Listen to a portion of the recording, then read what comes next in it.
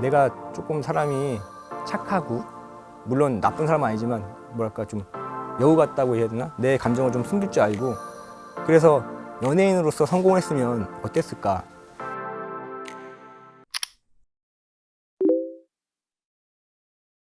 준호 형은 제가 97년도경에 계시는 사무실로 오디션을 보러 갔어요. 제가 강남역에서 이제 클럽이 생겨가지고 저도 이제 문나이트 더 이상 안 가고 강남역에 가서 놀고 있었는데 그때는 그 거의 노숙할 때래가지고 제가 노숙을 할 때래가지고 돈이 없었어요. 아예 집이 이제 망했을 때니까. 그래서 5,000원이 없어가지고 그 클럽에 못 들어가고 있었는데 클럽은 항상 바깥으로 음악이 나와요. 크게. 그래서 이제 바깥에서 막 그 음악 듣고 춤을 추고 있으니까 클럽 안에서 놀다가 더워서 바람 쐬러 나온 친구 중에 준호 형네 사무실에 있었던 친구가 있었던 거예요. 그 친구가 저를 보더니 춤을 추는 걸 보더니 아니 춤을 이렇게 잘 추는데 안에 들어가서 추지 왜 밖에서 추고 있냐고. 그래서 돈이 없어서 못 들어간다 했더니 자기가 내릴 테니까 들어가라고. 그 들어가서 제 춤을 정확히 한번 보더니 저한테 전화번호 알려주더라고요. 근데 그 당시에는 또 핸드폰이 있는 사람도 없었는데 그 친구는 핸드폰이 있는 거예요. 그래서 이게 내 번호인데 다음 주 금요일 날 몇 시까지 나한테 전화하고 압구정동으로 와라. 내가 이준호 사무실에 있는데 준호 형한테 얘기해 놓을게. 그래서 맨 처음에 뻥인 줄 알았어요. 에이 무슨 서태지 이준호? 했더니 그렇대요. 제가 계속 물어보니까 나중에 화를 내면서 진짜라고 그러더라고요. 그래서 알겠다. 믿거나 말거나 전 손해볼 거 없으니까 그날 갔죠. 그 시간대 가가지고 전화했더니 그 친구가 저를 데려와서 준호 형을 만난 거예요. 근데 준호 형이 저를 보듯이 두고 이제 이것저것 물어보더라고요. 뭐 춤은 어떤 거 출 줄 아는데 그래서 제가 이제 그 당시에 헤드스핀 빼고는 다 할 줄 안다고. 그랬더니 정말? 너 정말 그게 다 돼? 그래가지고 예 했더니 그럼 연습실 내려가서 연습해 내가 보러 갈게. 그러고 나서 6개월 뒤에 오셨어요. 연습실을. 까먹으시고 안 오시는 거예요. 연습실에 있는데. 그래가지고 이제 저는 뵐 때마다 인사드렸죠. 안녕하세요 형. 그랬더니 누구니? 볼 때마다 저한테 그러더라고요. 그리고 6개월 뒤에 검사를 하러 오셨어요. 연습생들이 되게 많았었는데 한 20명 됐거든요. 20명 정도 되는 연습생들 이제 춤 검사를 중간에 하는 거예요. 근데 그때 제가 나와서 춤을 췄는데 준호 형이 물어보더라고요. 이름이 뭐야? 그래서 현준인데요. 했더니 무슨 현준이야? 해서 남현준이라고 했더니 그 뒤로는 저를 현준이라고 부르시더라고요. 뵀죠. 서태지와 아이들 2집 때부터 봤어요. 저는요. 뭐 인사드려도 그냥 팬이라고 생각하겠죠. 어린애가 왔네. 약간 이런 식으로 주의 있게 안 보시고 춤을 춘 적 없으니까요. 제가 문나이트에서. 그러니까 제가 그때 준호 형한테 오디션을 봐서 뽑힌 뒤로 어떤 후회를 했냐면 차라리 문나이트에서 봤을 때 한 3년 전이니까 그게 오디션 보기 3년 전이니까 그 당시에 춤을 췄으면 금방 뽑았을 텐데 아마 내가 영턱스 1집 멤버였을 텐데 약간 이런 생각이 드는 거 있잖아요. 왜 그 얘기를 못했을까 준호 형한테 쭈뼛쭈뼛 이렇게 안녕하세요 형 이렇게 인사만 했지 한 번도 이거를 보여준 적이 없었거든요. 마음속에 있었어요. 준호 형이 하는 거 나도 할 줄 아니까 이런 것도 할 줄 알고. 근데 한 번도 보여준 적이 없어가지고 나중에 이제 준호 형한테 그런 얘기 드리니까 뭐 준호 형도 웃으시고 그냥 마는 거죠. 네. 그게 네 운명이야 이러면서.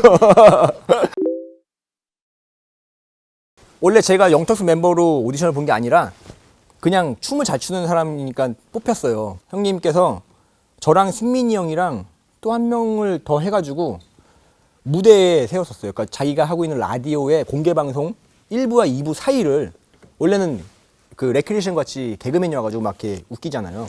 근데 그 시간을 얘기해가지고 춤을 추는 시간으로 바꿔서 한번 무대에 세워보신 거예요. 그 어떻게 이 친구들이 춤을 출 수 있는지. 근데 반응이 정말 좋았어요 그때. 그래가지고 준호 형이 그때 되게 기분 좋게 밥 사주시면서 야 이거 전문 춤꾼만 이렇게 해서 만드는 것도 괜찮을 것 같아 이렇게 넌지시 얘기를 하셨거든요. 근데 어느 날 저한테 오셔가지고 영턱스를 한번 해봐라 그렇게 말씀하시더라고요. 그래서 저 관심 없다고 했더니 왜 관심이 없냐 너도 춤춰서 앞으로 먹고 살려면 유명해지고 그럼 좋지 않냐고. 그래서 전 그런 데 관심이 없다. 전 춤만 잘 추면 된다 했더니 춤 잘 춰서 뭐 할 거냐고 저 물어보더라고요. 형같이 그냥 준호 형같이 춤 잘 추고 싶어서 있는 거예요. 형 밑에. 저는 그냥 형 밑에 춤만 잘 추고 싶어 들어왔지 다른 거 하고 싶은 생각 없다 했더니 말씀을 이제 해주시더라고요. 제가 너무 강하게 반대하니까 준호 형이 나도 그랬는데 서태지 아이들을 통해서 다른 세상을 봤다고. 그리고 다른 무대가 있더라. 댄서가 설 수 있는 무대는 한정적이지만 네가 주체가 돼서 움직이게 되면 너를 위한 무대를 꾸밀 수 있고 네가 생각할 수 있는 무대를 다 만들어낼 수 있는 사람이 될 수 있다고. 그게 네가 정말 춤을 잘 출 수 있는 방법이기도 하고 너의 후배한테 좋은 기감이 되는 거 아니냐. 네가 날 보고 춘 거 같이. 제가 그 말에 진짜로 그렇구나. 그러면 할게요 형 해가지고 바로 사인을 했어요. 그리고 영턱스 클럽에 했는데 저는 그냥 춤만 잘 추면 되는 줄 알았더니 연예인은 다른 거더라고요. 너무나 많은 걸 준비해야 되고 노래도 해야 되는데 자기 감정을 숨길 줄도 알아야 되고 모르는 게 있으면 다 배워야 되는 거였어요. 책을 잘 못 읽는 사람도 연예인이 되면은 내가 못하는 게 있으면 안 되니까 계속 그 연습을 해야 되는데 저는 솔직히 24시간 중에 24시간 춤을 춰도 모자라는 사람이었거든요. 춤 연습만 하고 싶은 사람이었거든요. 근데 노래를 이제 불러보라고 그래서 노래 연습을 알아서 노래 연습해라. 워낙 연습벌레니까 너 노래 연습도 잘할 거야 하고 저 따로 선생님도 없이 그냥 냅두셨어요. 저희 같은 신인한테 어떤 특별하게 막 챙겨주는 게 아니라 알아서 먼저 물어보고 알아서 먼저 움직여야 되는 걸로 이렇게 교육을 시켜요. 그래서 아무것도 안 물어보고 가만히 있다가 윤일상 선생님이 타이틀곡 썼는데 타이틀곡 연습하는 걸 몰랐어요, 저는요. 그리고 녹음날이 된 거예요. 지하에서 연습하고 있는데 올라와서 녹음하라고 얘기를 하더라고요. 처음 들어봤던 노래고 그 녹음이 오늘 있는지도 몰랐다 했더니 이제 윤일상 선생님은 이거 화가 여기까지 난 거죠. 당시 최고의 작곡가 형님이 오셨는데 준비도 안 돼 있고 그것도 신인이 막 욕하시고 너 하지 마. 너 내가 안 시켜. 해가지고 저는 타이틀곡에 제 목소리가 안 들어가 있어요. 근데 준호 형도 그거 보시면 웃으면서 그럼 넌 춤만 추면 되겠네. 이러면서 저 안 시킨 거예요, 그걸요. 그래서 그때 그냥 영턱슬럽 타이틀곡 아시나요는 제 노래는 코러스만 있어요. 아시나요? 이거만 있고 나머지는 하나도 없어요. 아, 준호 형이요. 진짜 저는 너무나 죄송해요. 형님한테 너무 죄송한 게 제가 늘 생각하는 게 내가 조금 사람이 착하고 물론 나쁜 사람은 아니지만 뭐랄까 좀 여우 같다고 해야 되나? 내 감정을 좀 숨길 줄 알고 그래서 연예인으로서 성공했으면 어땠을까? 현석이 형한테 지드래곤처럼 박진영 형한테 비처럼 준호 형한테 내가 그런 사람이었으면 내가 지금 준호 형을 도와드리고 그럴 수 있을 텐데 제가 준호 형한테 너무 모자란 동생이라고 생각을 하고요. 늘 죄송하죠. 제가 이제 준호 형이랑 같이 살았어요. 제가 12년 정도 살았더라고요, 준호 형이랑. 준호 형이 한참 최고의 연예인으로서 살 때부터 인기가 많이 내려가실 때까지 같이 살았는데 어느 날은 세븐을 보신 거예요. 저랑 같이 아침에 밥을 먹다가 그 세븐이 나와서 춤을 추는 거를 보더니 저한테 야, 너 가수 안 할래? 나한테 또 그렇게 말씀을 하시더라고요. 그게 2005년도였는데 아니 형 98년도에 영턱스 시켜놓고 3개월도 못 버티고 나 튕겨 나왔지 않냐. 저는 안 한다니까요. 형 했더니 아니야. 시간이 지났으니까 한번 해봐. 그러면 딴 멤버들을 이렇게 모아볼까 했더니 아니 너 혼자 해. 솔로로 한번 해보라고. 그래서 그 음악은 어떻게 할까요? 했더니 리메이크를 하자고. 혹시 좋아하는 음악이 뭐가 있니? 그래서 그때는 서태지 아이들 음악 얘기했더니 태지 건 안 돼 이렇게 말씀을 하셔가지고 그럼 듀스죠. 서태지 아이들 아니면 듀스니까. 그래서 듀스 이제 음악을 말씀을 드렸더니 내가 현도랑 잘한다고 바로 그 자리에 전화했어요. 현도 형한테. 그래서 내가 키우는 애가 있는데 춤을 잘 추는 애인데 너 어디 있어? 했더니 미국에 계신다는 거예요. 현도 형이. 그럼 내가 미국으로 보낼 테니까 얘 곡 좀 하나 줘라. 저는 나 미국 가는구나. 그냥 이러고 있다가 미국 간 거예요.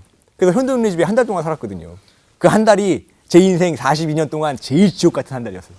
진짜 현도 형이 저희가 듣기에 되게 성격이 예민하신 분이고 직선적이신 분이라고 얘기를 많이 들었어요. 무서운 형이라고. 근데 재밌대요. 자기 사람한테 잘해준대요. 그냥 얘기만 들었는데 근데 너 현도 형 나중에 혹시 만나면 절대 하면 안 되는 게 하나 있는데 그건 하지 마요. 그게 뭐예요? 했더니 같이 게임을 하지 말래요.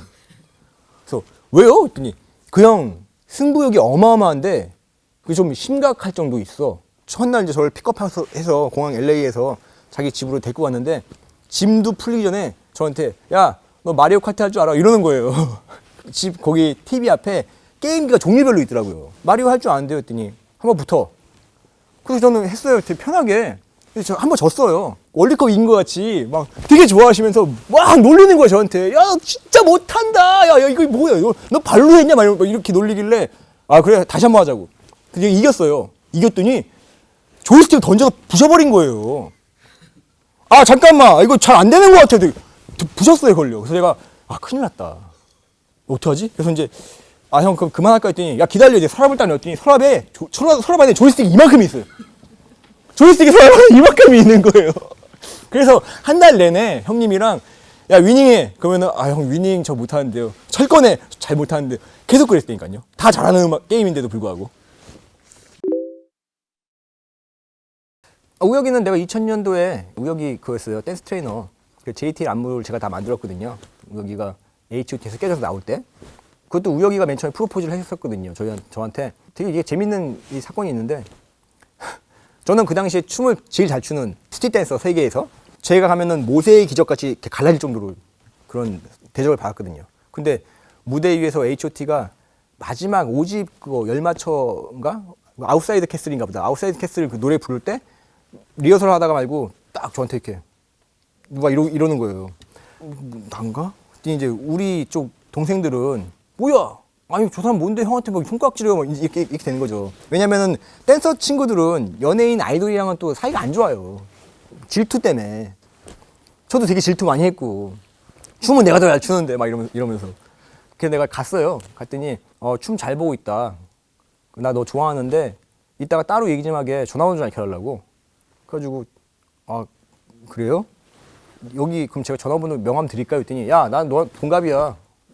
그래서 아 그래? 그 명함을 줬더니 보통 이따 연락할게 이러잖아요. 근데 너도 명함이 있냐? 이러더니 그냥 명함 넣더라고요. 그래서 뭐야 개무시를 해. 이러고 그냥 왔죠. 그때 진짜 끝나고 전화가 왔어요. 와가지고 신사동 동방불패로 오라고. 그래서 가서 이제 삼겹살 먹으면서 이 얘기를 하는데 저는 그때까지만 해도 별로 관심 없었거든요. 왜냐면 나는 내 길이 있고 얘는 그냥 가수고 연예인이고 그리고 뭐 H.O.T 이제 뭐 다 끝물인데 뭐 이러고 있었는데 셋이 먹는데 매니저랑 셋이 먹는데 삼겹살을 6인분을 시키는 거예요. 그래서 내가 누가 더 와? 그랬더니 아니 너 많이 먹으라고 니네들 이런 거 잘 못 먹잖아. 이러는 거예요. 내가 이게 계속 무시하네 나를. 왜 불렀어? 그랬더니 이제 딱 걔가 저한테 그 얘기 하더라고요. 나 너 춤 잘 춰서 불렀어. 나 춤 좀 가르쳐달라고. 딱 그렇게 솔직하게 얘기하길래 그때부터 이제 마음에 들어서 같이 이제 그래 그럼 같이 잘 해보자라고 했는데 이제 일을 하면서 저는 그 친구가 너무 부러웠거든요. 너무나. 그래서 그 질투에 막 그 친구를 미워했어요. 계속 미워했어요. 그랬더니 사이가 안 좋아졌죠. 네, 사이가 안 좋아져서 왜 그런 거 있잖아요. 이렇게 안 좋아진 사이는 한번 싸워야 되지 않을까. 근데 우리가 뭐 치고받고 싸울 수 없으니까 춤을 하고 붙어야 되지 않을까. 네, 그런 생각에.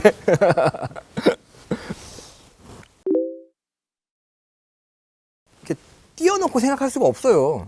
저는 남현준이라고 불리는 게 더 어색할 정도거든요. 지금은 제 본명을 부르는 것보다는 파피현준이라고 부르는 게 더 익숙하고 그리고 더 저다운 것 같기도 하고. 저는 춤을 좋아서 시작을 했는데 가장 그 예민한 시기 때 부도가 나서 이제 노숙 생활을 하게 되면서 아무도 저한테 관심도 없었고 그리고 또 심지어 저 같은 또래 친구들이 저를 현준이라고 안 부르고 야 거지야 일로 와봐 약간 이런 식으로 저를 되게 무시하고 그랬었던 적이 있어요. 그래서 되게 의기소침하고 있었거든요. 진짜 나는 존재할 이유가 없는 사람인가 보다 하고 되게 혼자 있었는데 그 친구들이 그 당시에 가장 관심이 있었던 게 춤이었어요. 근데 제가 봤을 땐 너무 쉬운 동작인데 그걸 몇 시간 연습하고 있더라고요. 그래서 내가 이거 이렇게 하는 거야 하고 한번 보였더니 그때부터 갑자기 거지야가 아니라 야 이름이 뭐라 했지? 현준이야. 현준아 너 우리 집 갈래? 그 친구들이랑 친구가 되고 제가 인간으로서 대접을 받게 되고 그리고 그냥 춤을 열심히 춘 건데 그 당시 당대 스타들을 다 만났어요. 제가 우상으로 생각했었던 진짜 아버지만큼 존경했었던 사람이 준호 형인데 준호 형이 제 춤을 보시고 KMTV 국장님을 불렀어요. 전화로. 그래서 형 나 진짜 보석을 찾았어. 오늘 꼭 와. 내가 보여줄 게 있어. 이래가지고 국장님이 오셨다니까요. 그래가지고 저 국장님 앞에 혼자 나와서 춤을 춘 적이 있는데 그 국장님도 되게 유심하게 보시더라고요. 저를. 그리고 대한민국 디자이너 앙드레김 선생님도 만나고 이상문 선생님도 만나고 저는 춤으로 제 와이프도 만났잖아요. 지금은 제 와이프랑 만나는 걸로 제2의 전성기를 살고 있는 사람이기도 한데 저한테 춤은 그냥 제가 살고 있는 이유이자 제 목숨과 또 같다고 이야기를 해도 저는 과언이 아닌 것 같아요. 그게 저한테 양날의 검이기 때문에 연예인이 돼가지고 아저씨 여기서 좀 웃긴 춤 좀 추고 그리고 그냥 쓸데없는 배틀 뭐 MC랑 내가 춤 배틀을 해가지고 MC가 말도 안 되는 춤을 추면 내가 져야 되고 이런 거에 대해서 받아들여지지가 않더라고요. 제가 허락이 안 되는 거 마음적으로. 그러니까 저 그거 안 할래요. 못 하겠어요 라고 너무나 직선적으로 말씀을 드려서 이제 저 친구는 좀 이렇게 사람이 이쪽 일을 하기엔 좀 힘든 것 같아라고 이제 평가가 돼서 지금도 이제 그런 걸 좀 있긴 있는데 어쨌든 저한테는 너무나 이게 제 발가벗은 저의 모습 같은 소중한 거거든요. 끝까지 갖고 가야 될 것 같고 제 자식 같고 그래서 막 이렇게 누구한테 함부로 가르쳐 줄 수도 없는 게 저는 너무나 이게 소중한데 받아주는 사람이 어렵게만 받아주면 또 욕할 거 아니에요. 해봤는데 어렵더라 이렇게 그럴까 봐 그냥 나는 가르치는 일 지금도 안 해요. 저한테 병이에요. 춤은 나한테 병인 것 같아. 바이러스.